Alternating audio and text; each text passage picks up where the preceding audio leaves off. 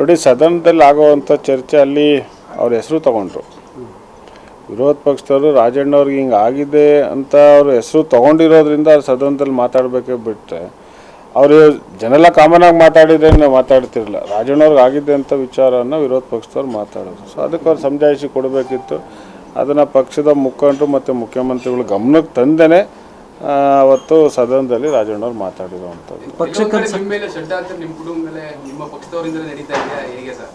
ನಮ್ಮ ಪಕ್ಷ ಅಂತ ನಾವೆಲ್ಲೂ ಹೇಳಿಲ್ಲ. ನಮ್ಮ ಪಕ್ಷ ಅಂತ ಆ ರೀತಿ ನೀವು ಹೇಳ್ತಾ ಇರೋವಂಥದ್ದು.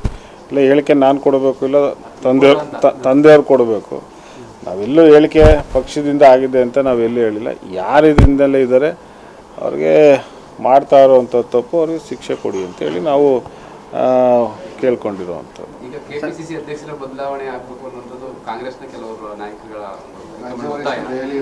ಈಗ ಬದಲಾವಣೆ ಕೆಪಿಸಿಸಿ ವಿಚಾರ ಬದಲಾವಣೆ ವಿಚಾರ ಮಾತಾಡೋಷ್ಟು ದೊಡ್ಡ ವ್ಯಕ್ತಿ ನಾನಲ್ಲ. ಅದಕ್ಕೆ ಹಿರಿಯ ಪಕ್ಷದ ಮುಖಂಡರುಗಳಿದ್ದಾರೆ. ನಮ್ಮ ರಾಜ್ಯದವರೇ AICC ಅಧ್ಯಕ್ಷ ಇರೋದ್ರಿಂದ ಸೊ ನಾನು ಅದ್ರ ಬಗ್ಗೆ ಹೆಚ್ಚು ನಮ್ಮ ತಂದೆಯವರು ಕೂಡ ಆಕಾಂಕ್ಷಿಗಳಾಗಿದ್ದಾರೆ ಕೆಪಿಸಿಸಿ ಸ್ಥಾನಕ್ಕೆ.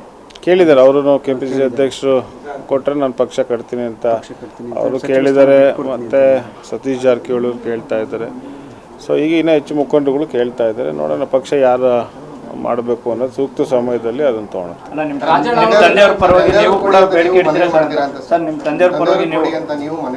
ಅಲ್ಲ, ಈಗ ರಾಜಣ್ಣವರು ಅವರು ಯೂತ್ ಕಾಂಗ್ರೆಸ್ಸಿಂದ ಬಂದಿರೋವಂಥವ್ರು. 1978ರಲ್ಲಿ ಯೂತ್ ಕಾಂಗ್ರೆಸ್ ಜಿಲ್ಲಾಧ್ಯಕ್ಷರು. ಸೊ ಅವರು ಪಕ್ಷದ ಸಂಘಟನೆಯಲ್ಲಿ ತೊಡಗಿಸ್ಕೊಂಡಿದ್ದಾರೆ. ಇವತ್ತು ಒಂದು ಸಚಿವರಿದ್ದಾರೆ, ರಾಜ್ಯ ಸರ್ಕಾರದಲ್ಲೂ ಸಚಿವರಿದ್ದಾರೆ. ಸೊ ಒಂದು ಅವಕಾಶ ಕೊಟ್ಟರೆ ಪಕ್ಷ ಕಟ್ತಾರೆ ಅನ್ನೋ ಒಂದು ಭಾವನೆ ನನ್ನಲ್ಲೂ ಇದೆ.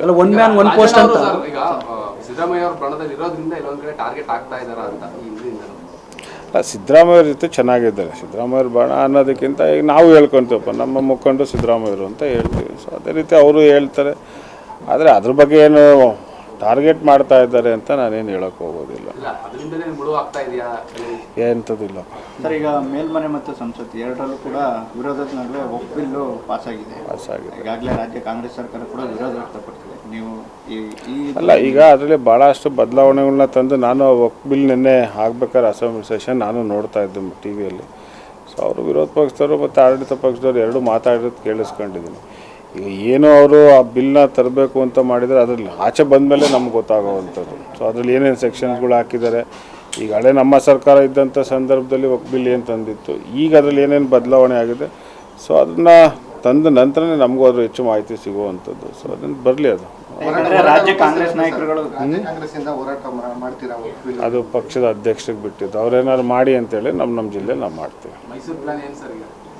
ದೇವಸ್ಥಾನಕ್ಕೆ ಬಂದಿದ್ದೆ ವೈಯಕ್ತಿಕ ದಿನಗಳ ಕಾಲ ದೇವಸ್ಥಾನಕ್ಕೆ ಬಂದು ಇಲ್ಲೇ ಒಂದಷ್ಟು ರಿಲ್ಯಾಕ್ಸ್ ಮೂಡಲ್ಲಿದ್ದೀರಾ ಅಂತ. ರಿಲ್ಯಾಕ್ಸ್ ಇಲ್ಲಪ್ಪ, ಸುಮ್ಮನೆ ದೇವಸ್ಥಾನಕ್ಕೆ ಬಂದಿದ್ದೆ. ಭಾಳ ದಿವಸ ಆಗಿತ್ತು. ಸೊ ಇವತ್ತು ಚಾಮುಂಡೇಶ್ವರಿ ದೇವಸ್ಥಾನ ಸಾಕಷ್ಟು ಕಾರ್ಯಕರ್ತರು ಮುಖಂಡಗಳನ್ನೆಲ್ಲ ಭೇಟಿ ಆಗ್ತಾ ಇದ್ದೀರಾ ಏನು ಸರ್? ಇಲ್ಲಪ್ಪ, ನಾನು ಬಂದು ಭಾಳ ದಿವಸ ಆಗಿತ್ತು. ಈಗ ಬಸವರಾಜ್ ಅವರು ಸಿಕ್ಕು ಭಾಳ ದಿವಸ ಆಗಿತ್ತು. ಲೋಕೇಶ್ ಅವರು ಇದ್ದಾರೆ, ಅವ್ರ ಸಂಘಟಕರು ಟೀಮ್ ಎಲ್ಲ ಇದೆ. ಸೊ ನಾನು ಯೂತ್ ಕಾಂಗ್ರೆಸ್ ಎಲೆಕ್ಷನ್ ಟೈಮಲ್ಲಿ ಮಾತಾಡಿದ್ದೆ. ಸೊ ಭಾಳ ದಿನ ಆಗಿತ್ತಲ್ಲ. ಚಾಮುಂಡೇಶ್ವರಿಗಂತೂ ವರ್ಷಕ್ಕೊಂದ್ಸಲಿ ಬರ್ತಿರ್ತೀನಿ.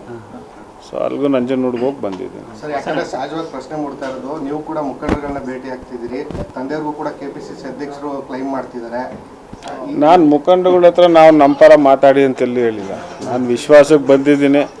ಬಸವರಾಜವ್ರು ಭಾಳ ಹಿರಿಯರು, ಅವರು ತಂದೆಯವ್ರ ಜೊತೆ ಭಾಳ ಒಡನಾಟ ಇಟ್ಕೊಂಡಿರೋವಂಥವ್ರು. ಸೊ ಒಂದು ವಿಶ್ವಾಸಕ್ಕೆ ಮಾತಾಡ್ತಾ ಇದ್ದೀನಿ, ಬಿಟ್ಟಿದ್ರಲ್ಲಿ ರಾಜಕೀಯ ಬೇರೆ ಏನಿಲ್ಲ.